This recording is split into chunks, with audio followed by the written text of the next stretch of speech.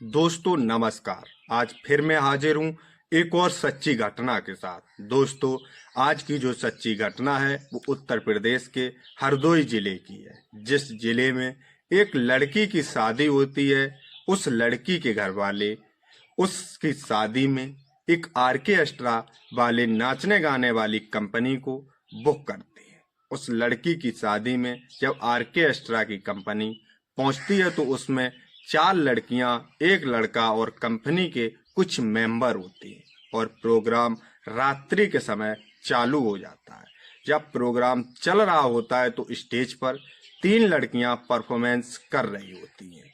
वो लड़कियां जब परफॉर्मेंस करके अंदर चली जाती हैं तो उसके बाद 10 बजे के टाइम एक और लड़की आती है जो काफी खूबसूरत और दिखने में बहुत ही अच्छी लगती है। वो लड़की जब स्टेज पर आती है तो वहां देखने वाले लोग, बाराती और वहां के लोग तंग रह जाते हैं। जब वो लड़की स्टेज पर अपना परफॉर्मेंस करती है तो सभी लोग उसके परफॉर्मेंस के मोहित हो जाते हैं, क्योंकि वो लड़की दिखने में भी सुंदर थी और अपने नाचने गाने में भी बहुत माहिर थी, जिसको देखकर सभी लोग उसके ऊपर मोहित हो जाते हैं। जब वो लड़की डांस कर रही होती है तो भीड़ में से एक व्यक्ति 100 का नोट दिखाता है, जिसे लेने के लिए वो लड़की जाती है और वो लड़की जब उस पे से वो 100 का नोट लेती है और वापस जब स्टेज पर आती है तो उससे थोड़ा हंस मुस्कुरा देती है और वापस स्टेज पर आ जाती है। जब बाकी लोग ये सब देखते हैं तो अब ज्यादातर लोग 100 के नोट उसे दिखाना शुरू कर देते हैं। जब लोग उसे दिखाना शुरू करते हैं तो अब वो किस किस पे से वो 100 के नोट लेने जाए तो कंपनी का जो मालिक होता है वो लोगों से पैसे लेना शुरू कर देता है, लेकिन लोग उसे पैसा देने से इनकार कर देते हैं। वो कहते हैं कि पैसा जिसे मुझे देना होगा वो लड़की खुद आकर लेगी। जब ऐसा देखता है तो अब चांदनी खुद ही सब लोगों के पास जाती है, मुस्कुराती है और वो पैसे लेकर वापस आ जाती है। लेकिन वहां जो लोग बैठे होते हैं, जो चांदनी पर पैसे लुटा रहे होते हैं, वो ज्यादातर लोग नशे में होते हैं। वो लोग चांदनी के साथ बदसलूकी भी करते हैं, लेकिन चांदनी इन बातों को और इन सब चीजों को इग्नोर करके आगे निकल जाती है, क्योंकि उसका तो वो पैसा होता है और वो इन सब चीजों से पहले से ही जान परिचित थी। इसलिए वो पैसा लेकर वापस स्टेज पर नाचना गाना शुरू कर देती है। कुछ देर बाद चांदनी नाच गाकर वापस पीछे की तरफ निकल जाती है और बाकी की लड़कियां स्टेज पर आकर डांस करना शुरू कर देती हैं। लेकिन लोग वहां पर हंगामा शुरू कर देते हैं और आर्केस्ट्रा वाले जो मालिक होता है उससे कहते हैं कि नहीं, ये लड़कियां डांस नहीं करेंगी। अगर डांस करेगी तो वही लड़की करेगी, उसे आप बुला कर लाएंगे। जब आर्केस्ट्रा का मालिक चांदनी के पास जाकर कहता है कि बेटा, तुमको ही वो लोग पसंद कर रहे हैं, तुम पर ही पैसा लुटा रहे हैं, क्यों ना तुम ही जाकर डांस करो। काफी ज्यादा उस मालिक के कहने पर चांदनी फिर से स्टेज पर आती है और परफॉर्मेंस करना शुरू कर देती है। लेकिन अब चांदनी पूरी तरह थक चुकी थी। उसके शरीर में इतना जतन नहीं था कि अब वो और डांस कर सके। वो तुरंत फिर से वापस चली जाती है। जब चांदनी दोबारा से वापस पीछे की तरफ चली जाती है तो सब लोग दोबारा से उस आर्केस्ट्रा मालिक पर दबाव बनाना शुरू कर देते और वहां पर हंगामा करना शुरू कर देते हैं कि अगर डांस करेगी तो वही लड़की करेगी, वरना ये सारा कुछ बंद कर दिया जाएगा।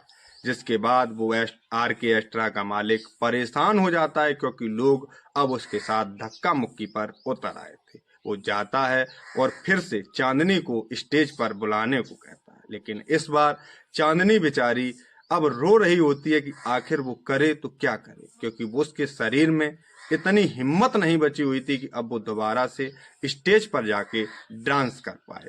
इसलिए वो अपने हालातों पर रोना शुरू कर देती है, क्योंकि चांदनी अब अपनी पुरानी जिंदगी के बारे में सोचती है। क्योंकि चांदनी जिस गांव में रहती थी उस गांव में उसकी 4 बहनें, एक भाई और उसकी माँ और अपने पिताजी के साथ रहा करती थी।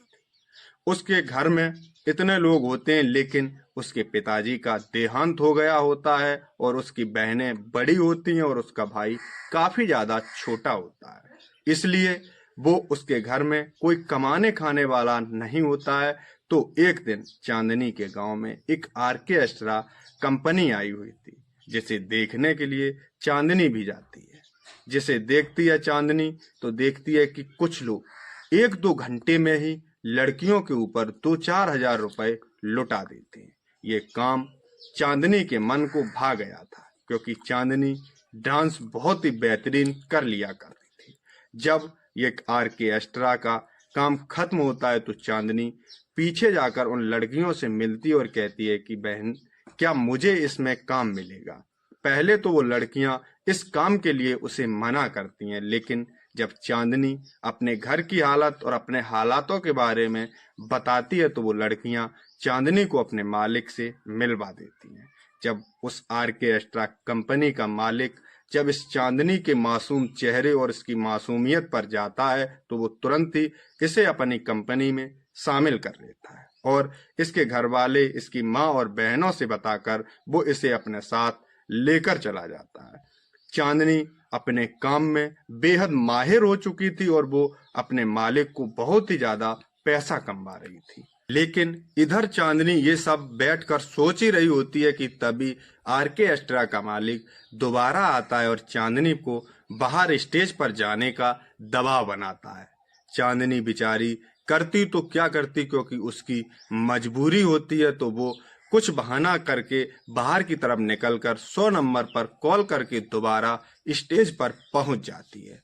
इधर चांदनी 2-4 गानों पर ही डांस कर पाती है कि तभी वहां पुलिस आ जाती है और पुलिस आकर उस प्रोग्राम को बंद करा देती है। पुलिस में एक कांस्टेबल होता है जो ये जानने की कोशिश करता है कि आखिर पुलिस के पास फोन किसने किया था। तो वो देखता है कि काफी दूर डरी सहमी हुई सी चांदनी बैठी होती है। वो तुरंत चांदनी के पास जाकर कहता है कि बेटा, तुमने ही फोन किया था। चांदनी कहती है कि सर, फोन तो मैंने ही किया था, लेकिन आप इस बात को किसी को ना बताएं तो अच्छा रहेगा, क्योंकि ये लोग, अगर इन लोगों को इस फोन के बारे में पता चल गया तो ये लोग मुझे काम से निकाल देंगे और फिर मेरे कमाने खाने का धंधा बंद हो जाएगा और मेरे घर के सारे लोग मुझ पर ही डिपेंड हैं।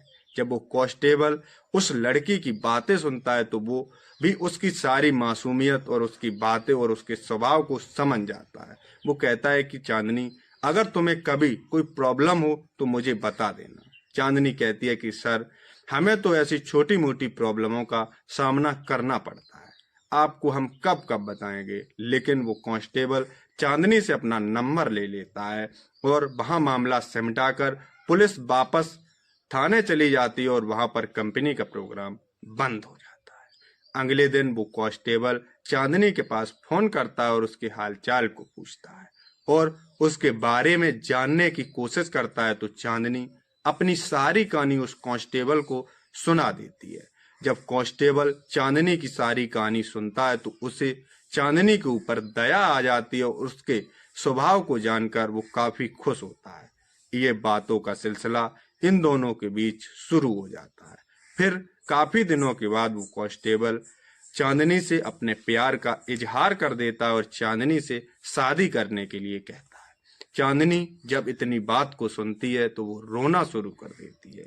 लेकिन एक दिन वो कांस्टेबल चांदनी को अपने आप से मिलने को बुलाता है। तो चांदनी जब उससे मिलने जाती है तो वहीं पर ये दोनों शादी कर लेती है। और जब वो कांस्टेबल इस चांदनी से शादी करके अपने घर ले जाता है तो वहां बड़ी ही खुशी और धूमधाम से इन दोनों का स्वागत किया जाता है। जब ये दोनों शादी कर लेते हैं तो इधर चांदनी का जो परिवार होता है उनको भी पता लगता है। तो ये अब जो कांस्टेबल होते हैं और चांदनी, ये दोनों लोग मिलकर दोनों परिवारों को पालन पोषण करना शुरू कर देते हैं और उस रात्रि का प्रोग्राम चांदनी का आखिरी प्रोग्राम होता है। तो दोस्तों, आज की सच्ची घटना बस यहीं तक। जय हिंद, जय भारत।